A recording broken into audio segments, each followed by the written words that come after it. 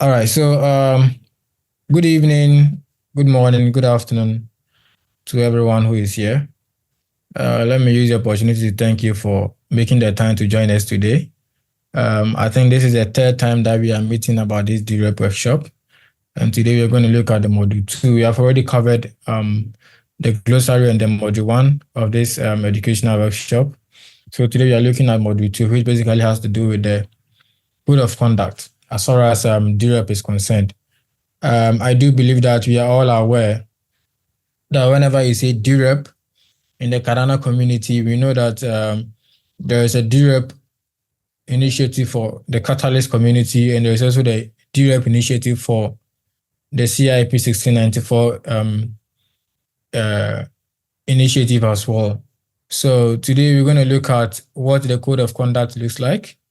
That is, if you want to be part of this dRep activities, there is a code of conduct, which are not necessarily rules, but then, there are values that you need to share with the community if you really want to be an active participant as far as the dRep is concerned.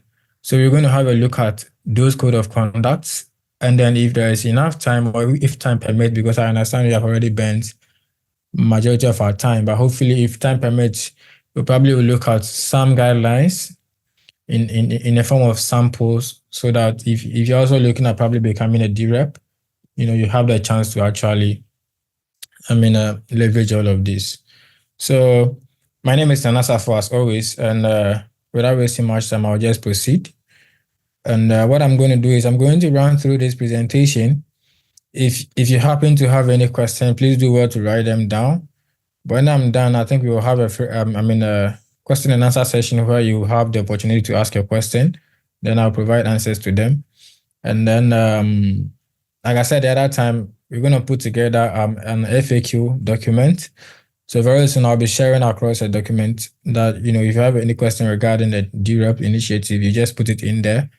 Then together with other experts, we'll provide answers to them and probably publish it after this wonderful initiative. And if you are here for the first time, just bear in mind that this is being hosted by Wada, and then it is being sponsored by Intersect.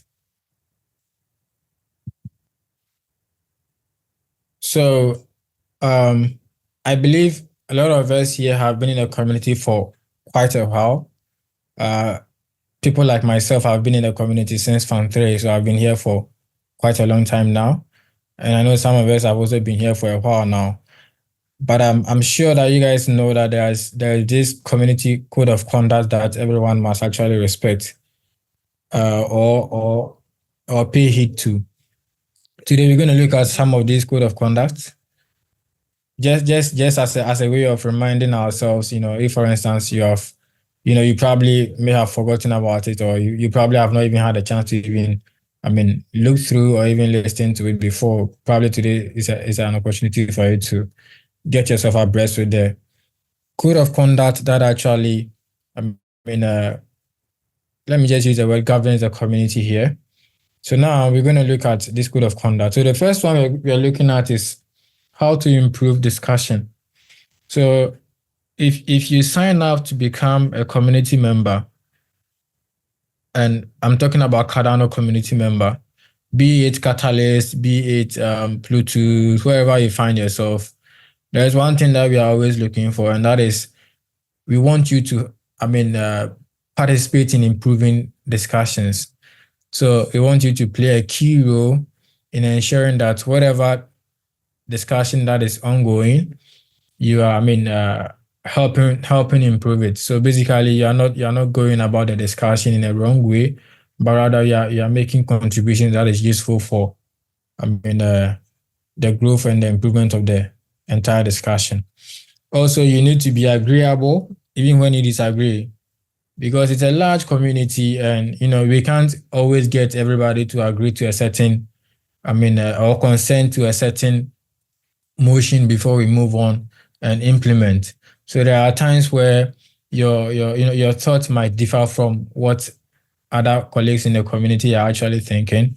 It is not a big deal. It doesn't have to result in fight and anger and stuff. Just go ahead and then agree.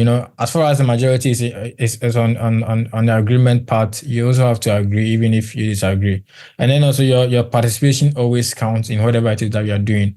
Like I said, it is a large community, but then if everybody decides to, stay idle, then obviously the community will stop growing, and then it will probably come to a standstill. But if a few people, keep on doing the work every day, Nana obviously, Safo. Hello, Nana Safo. yeah, Let me address this before you continue.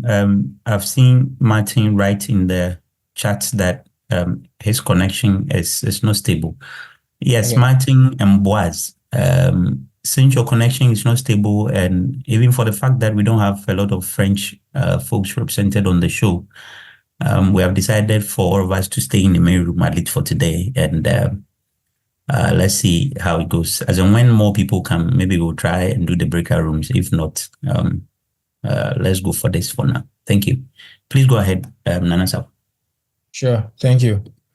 And then those who are having connection issues, I think this is being recorded. So at the end of the day, it is going to be uploaded onto the Wada portal. When you get there, there's a course called the dRep Educational Workshop 2024. So you have access to the document over there, and then the recorded version over there as well. So I think that should help. All right. So like I was saying, your participation really counts in whatever it is that the community actually engages in. We need everybody to come on board, make their input, so that we're able to make a very well-informed decision and not feel like somebody is being left out or something. And then if you see problem, just report it, right? You don't have to, encourage any problems that you see in the community. Like for instance, if you realize that somebody is asking, quote unquote, silly questions in the community, trying to provoke people in the community. You don't necessarily need to, engage such individual or such discussion to even prolong it. Just go ahead and report that particular individual or the particular discussion, and then community managers will basically take care of it, and then that will be done. And then also, you need to always be civil about how you, about being part of the community. So just be a civil person, and then don't be naive, don't be arrogant, just make yourself, just treat yourself as a civilian in the community. And then also keep it very tidy. We don't want to dirty the community with, words that are not prescribed, and attitude that are not prescribed. So just keep yourself tidy, and then keep the community tidy as well. Stop spamming, don't spam the groups that we have created with stuff that are not, relevant to the community's growth. And then also, post only on your own stuff. So yeah, basically, but on your own stuff, you mean that whatever it is that you are posting, it should relate with the agenda for that particular moment or that particular discussion that we are discussing in the community. And then also, you need not to have multiple accounts, to try and scam people, dupe people, or whatever. One single account is okay. It should be good enough to actually help you with your participation in the community. And then also, you need to be wary of violating rules. So, for instance, if you happen to join a Discord community, right, and then you realize that that particular Discord community has its own set of rules, please do well to obey these rules. Don't go about it, trying to formulate your own rules and breaking rules here and there. It doesn't make the community, engaging and interesting. So just try and stick to rules. Now we'll look at CIP 1694 dRep Code of Conduct.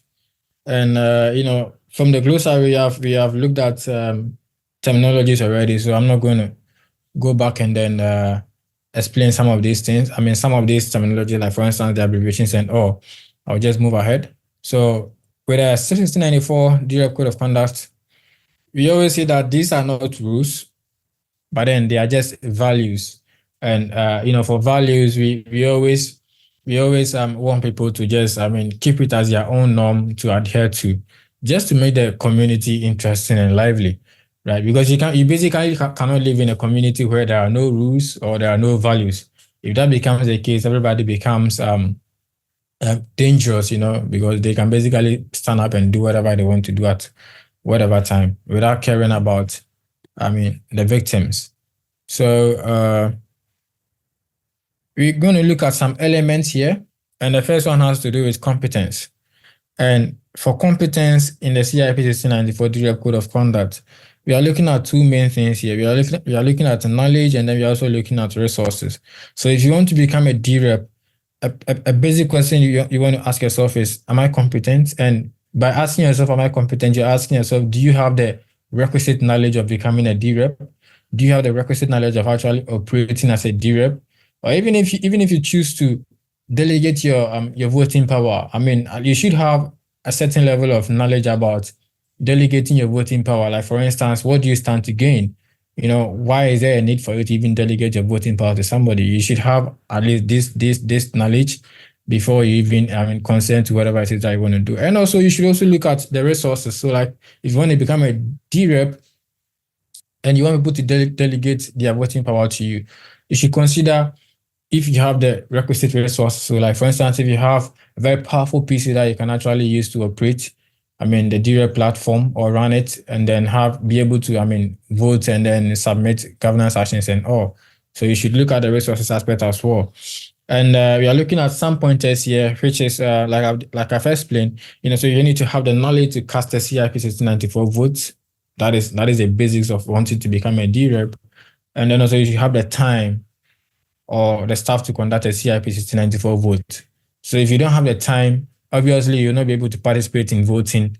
And I think that is the main reason why we actually launched this dRep initiative, because we believe or we assume that a lot of people actually don't have time to even participate in voting. And this is evident in Catalyst voting rounds. A lot of people who are EDA holders perhaps don't even have the time to even read proposals, to even make a well-informed decision. So there is a need for establishing dReps to make sure that they handle these activities for us.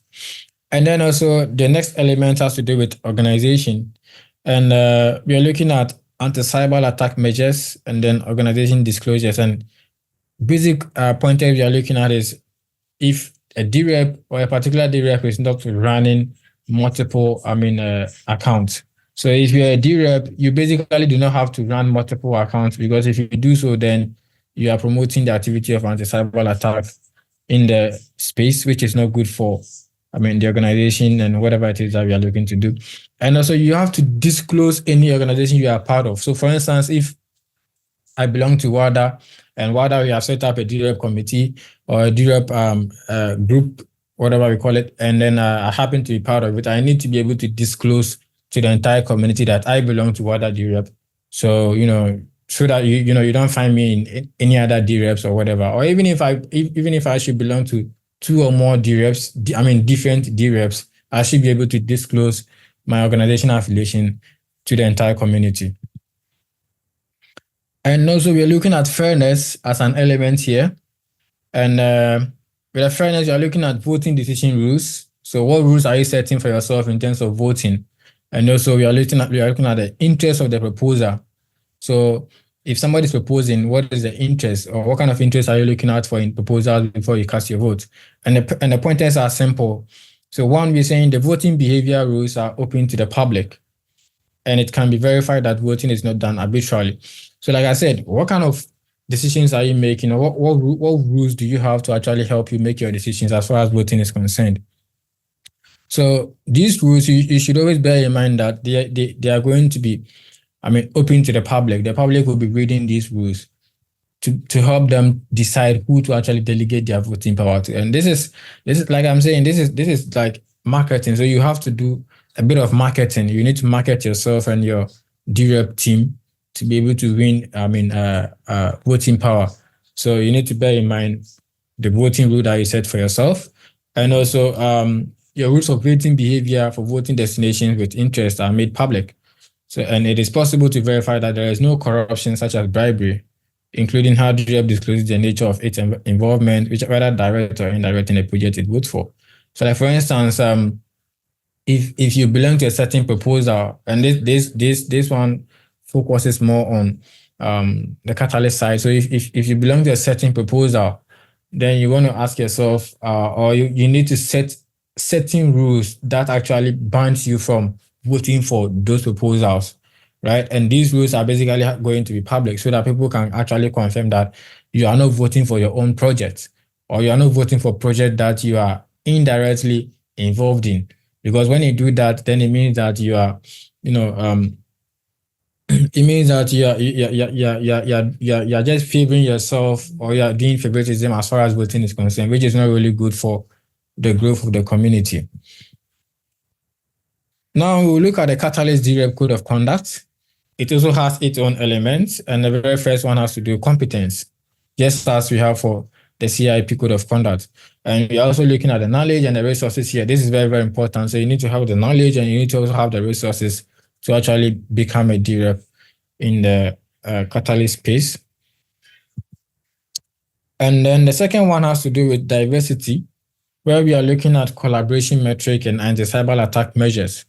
So if you're a dRep, how are you going to interact with other dReps such that it doesn't harm diversity?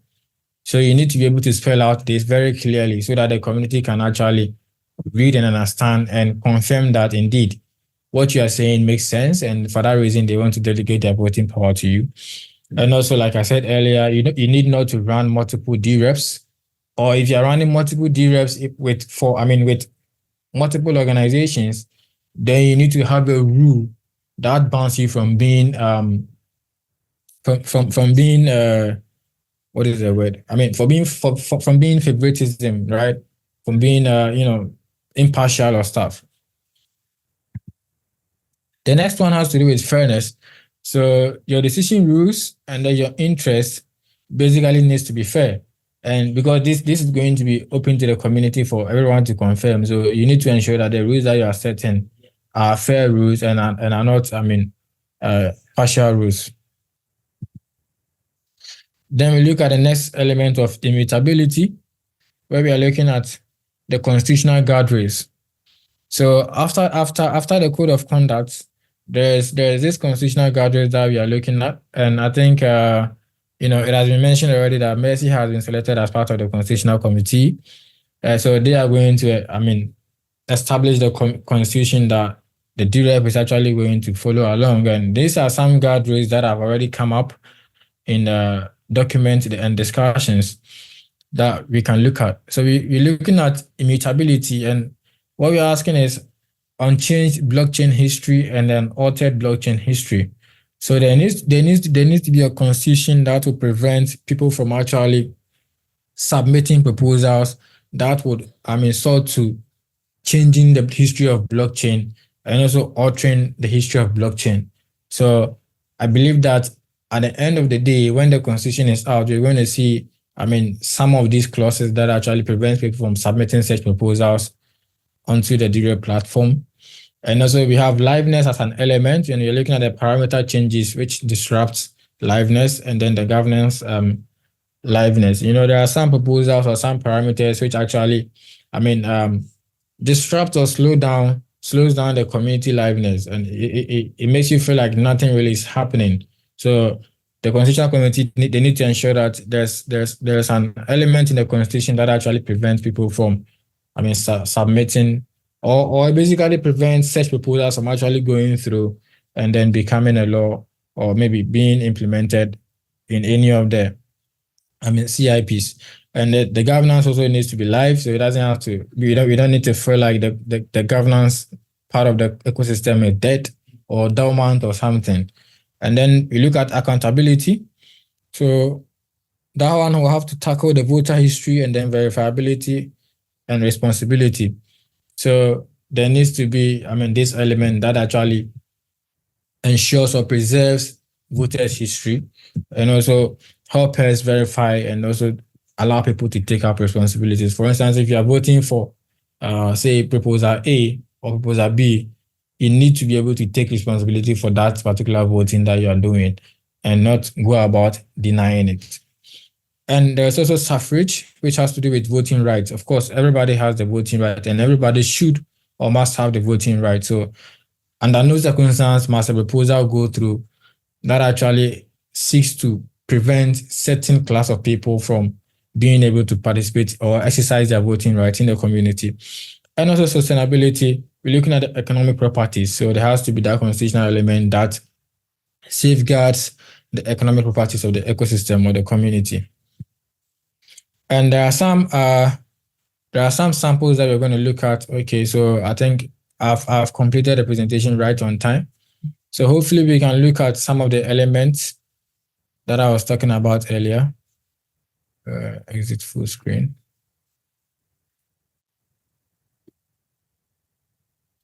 Okay. So we'll start off with the CIP 1694 Code of Conduct.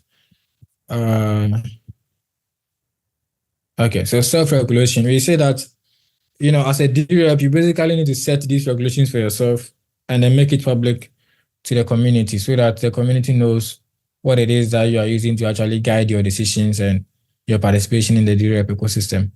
So if you look at knowledge, for instance, there are some simple questions that we are asking, and these are some sampled answers that have been generated, that you can actually look at if you want to become a dRep and probably think around it and also think of how you can actually, carve your own answer to it or from it. So you're looking at what are your organization's qualifications or areas of expertise, and then have you educated yourself on the CIP 1694? Remember we said that the knowledge, the very first one has to do with knowledge and resources. So we are looking at what are organizational qualifications or areas of expertise, and then have you educated yourself on the CIP 1694 and understand its governance system. So a simple answer could be an SDK, which is self-disclosure of knowledge, detailing your organization's technical skills. So you can prepare a documentation as such, self-disclosure of knowledge documentation, which details your organization's technical skills, or basically your technical skills, the knowledge of the constitution that you have, and then knowledge of the CIP 1694 process that you have acquired over time. And then the next one, which has to do with the resources, the question you're asking is how much time do you have available to spend on dRep work? And how many people, if any, do you have on your team? Can you provide evidence of this? So that one, you provide a self-disclosure of resources documentation that details your available resources, which has to do with time and then organization and affiliations. And when you look at the next element, which has to do with anti-cyber attack measures, so we're asking the simple question of how can you prove to the community that you are not applying to multiple dReps under the cover, that you are not a bot, etc. So that one, you submit a self-disclosure of identity document that details how to reach the dRep, as well as open up for future proofs of identity when the governance tooling allows this, right?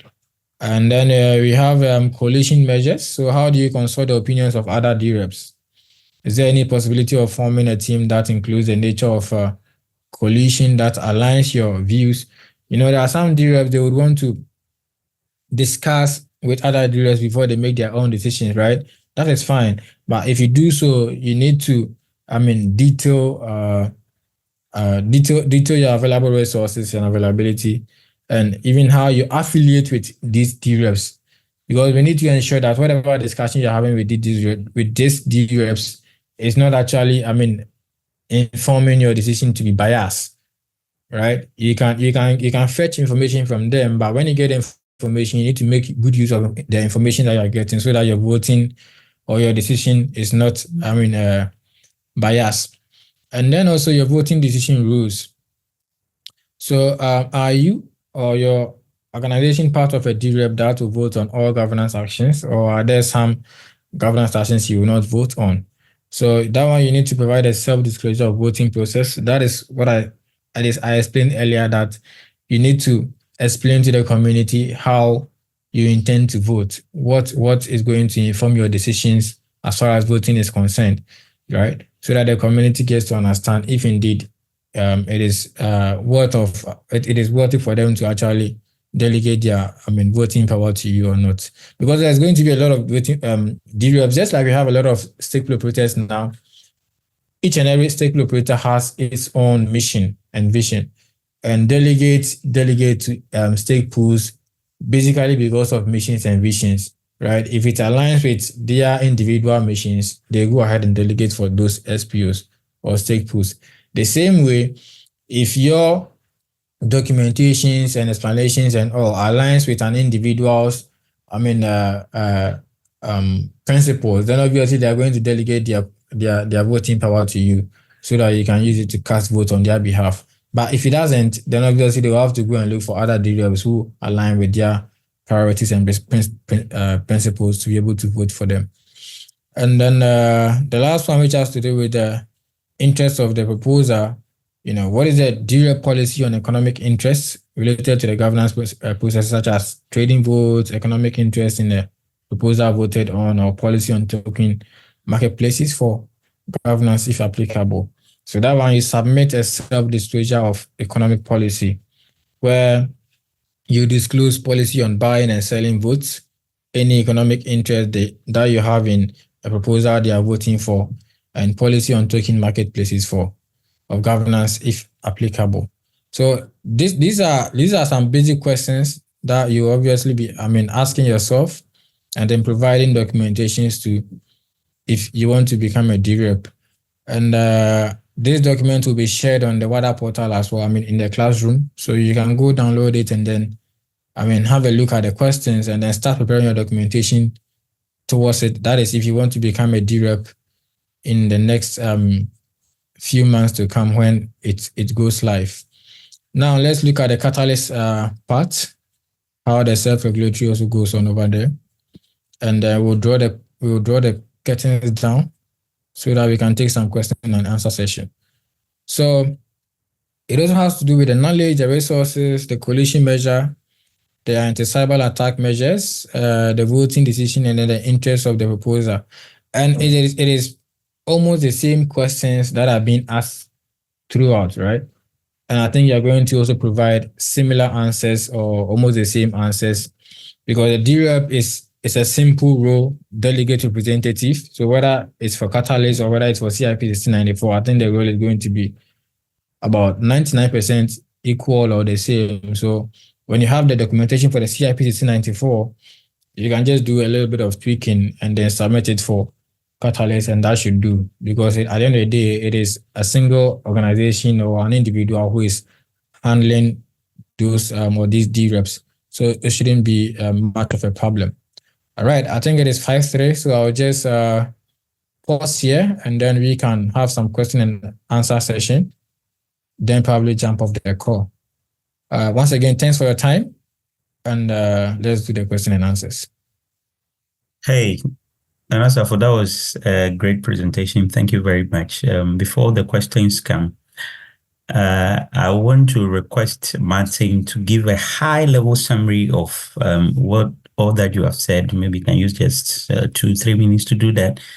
And that is if his connection is a bit stable now, so that folks who joined this call but cannot really appreciate what all that you said in English can at least know exactly what transpired.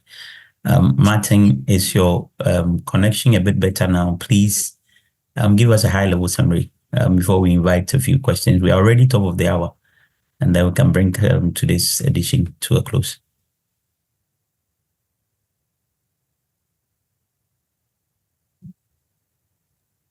Voilà, je sais pas, vous m'entendez?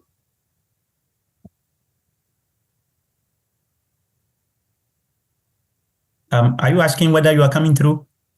Oui. Yes, you are loud and clear. Please go ahead. Voilà, Nana a fait une présentation impeccable de ce que les codes de conduite pour le dRep.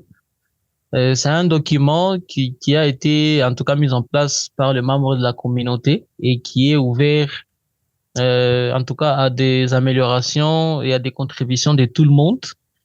Alors le document, en tout cas, il essaie de jeter les bases de ce à quoi doit ressembler les bons comportements au sein de l'écosystème pendant la gouvernance et surtout pour les rôles des dRep. Voilà, on souligne l'importance de la collaboration, on souligne l'importance de respecter l'éthique et aussi la prévention des comportements malveillants comme des attaques de type civil avec des dRep qui peuvent vouloir avoir beaucoup de comptes pour influencer des votes. Et donc, on essaie un peu, en tout cas, de lister dans ces documents que vous pouvez, en tout cas, exploiter en profondeur comment on peut avoir une gouvernance qui va être saine, tout en mettant de l'accent sur la compétence, parce qu'il faut des connaissances pour être un dRep, même pour être simplement au niveau de l'écosystème, il faudrait qu'on ait un peu des connaissances sur comment ça fonctionne. On a aussi besoin de la diversité, donc on n'aimerait pas que certaines personnes soient frustrées, mais aussi de l'équité entre pour que tout cela puisse en tout cas bien se passer. Et voilà, on a en tout cas c'est un ensemble. On a dit des valeurs et pas de règles, donc on a inséré des choses qui sont en tout cas très importantes pour que nous puissions tous, membres de la communauté, avoir une expérience euh, qui va être saine pendant cette période des gouvernances. Voilà, comme je pas assez de temps et puis je pense que c'est un peu l'essentiel de ça. Et puis si vous avez aussi, si vous avez un avis, si vous avez quelque chose, une contribution à apporter à ces documents, je vais déposer dans le chat un formulaire qui vous permet de donner votre avis sur si vous pensez qu'on peut améliorer quelque chose dans ces comptes de conduite ou si vous pensez que quelque chose manque, vous pouvez aussi les recommander et je crois que l'avis sera pris en considération. Voilà, merci. Thank you very much, Martin. That was snappy. That was good. Now, questions and answers. And please, sorry, we have passed the top of the hour because of the issues that happened as far as the breakout rooms was concerned. If you have any questions, please raise your hand or type in the chat. Nana Safo, I'll ask. Maybe I have a number of questions, but because of time, let me ask just one or two, and then we can wrap up and maybe continue next week. Are there any process for reporting unethical behavior or misconduct in the dRep space? Are there any standards set for maintaining these professionalism and integrity that you talk about? I didn't hear any about that. Yeah. So for now, if you look at the governance to the gov tools, right? There is a report button over there that you can actually use to report issues. But Okay. You remember the reporting basically had to do with the code of conduct that that entails the community, that basically works with the community, the entire community. So that one usually what we are saying is that, for instance, if you belong to a particular group or channel on, let's say on Discord, for instance, and you realize that somebody is actually misbehaving or somebody's attitude is actually going wayward, then you can basically report such an individual or such discussion or such reaction on the same channel. And I think that one is very easy for each and every channel. There is this function that allows you to basically report individuals that you follow, are not contributing to the ecosystem agenda. But for dRep, you have to use the gov tools. And I think that as we still continue to work on the improvement of the gov tools, I'm sure that there will be a time where there will be easy means for people to actually report issues and all as far as the dRep is concerned. So for now, for dRep, if you want to report issues about dReps, you just have to use the gov2 website. But if you want to report issues about the entire community, then you look at which particular channel or group or community that particular unethical behavior is going on, and then you make your complaint over there or you make your report over there, and then the community managers over there will take it up and then lay out their actions as well. All right. Thank you. Quickly, are there any consequences for anyone violating this code of conduct, and what are they? Yes, there are a lot of consequences, and I think that the critical one the most critical one will be that you'll be banned from the community entirely. So you will not have the chance to participate anymore. And the other ones are that, sometimes you'll be suspended for a number of months. And then sometimes you can be warned. For instance, if your misconduct is not that severe, right? For the very first time, you'll be given a warning. And then probably for the second time, you'll be suspended for a number of months. And then if you go ahead to do it after your suspension, then you'll be banned from the community. But there are some misconduct that are very outrageous that actually cause for straight ban. Like for instance, if you scam somebody in the community, or if you try to scam somebody in the community and you are caught red-handed, obviously you'll be banned from the community and you don't have the chance to actually come back to the community anymore. And then also, there are some that are very minor. Like for instance, posting posting a message that doesn't relate with the agenda of the community or the mission of the community, right?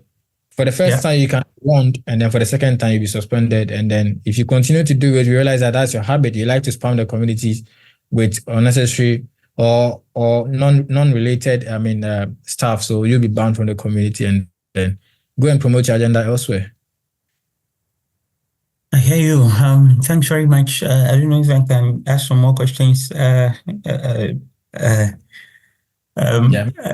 you were talking, you said somebody can be a dRep for more than one organization.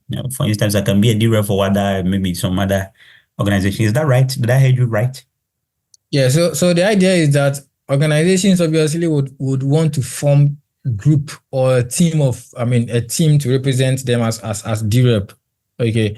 So you can be a member of such team, but it doesn't necessarily mean that you are the dRep for that particular organization. You're just a member of the dRep team, but you're not entirely the dRep or solely the dRep for that particular organization. But then you can run your own dRep as an individual and still be part of an organization's dRep team, or you can be part of two or more organizations dRep team. Just that in your disclosure, you need to state clearly that you belong to organization A's dRep team, B's dRep team, and then C dRep team, and then you outline their missions and then their voting, their decision guardrails to ensure that there is no conflict or nothing, that there is no interest that will actually push you to be biased towards your execution. Yeah, because that was going to be my next follow-up question. I was going to ask if there are incidents of any issues about conflict of interest and how is that addressed? Yeah, there is. So you have to state it clearly in your disclosure, and then just to help people make the right decision for themselves as to whether to go ahead and delegate for you or not. All right. We advise that if you want to be a dRep, then just be a dRep on your own, right? Don't stress yourself being a part of this, being a part of that. We say, just look at your availability, your resources. If your resources favor you, then that's fine. But if your resources are kind of limited, then just be in your limited space and then operate. And I'm sure that will work for you also. Thank you, Nana Safo. Bernard's hand is up. Bernard, unmute yourself, ask your question or your contribution, whatever you have to say.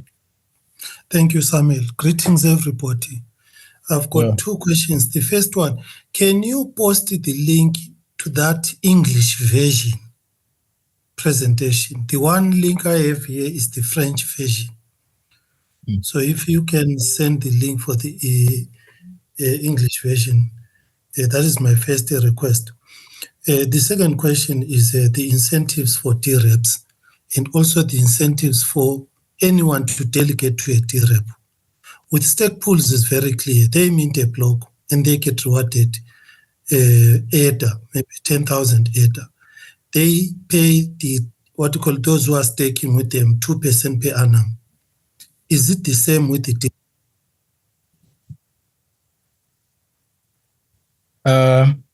You cut at the end, but I'm assuming you're asking if the incentives are the same as stake pools. Yes, rightly so. Yeah. Well, I don't know, but we've already not gotten there, right? I think that is the next module that we are going to look at, the incentivization for being a dRep and then delegating to a dRep. So I wouldn't want to talk much about that. But for now, all I can say is that there are parameters that we are going to follow as far as incentivization is concerned, and dRep is also concerned. So if I would encourage you to join us next week, and then we'll go through that parameters, and then obviously you have the answer to your question.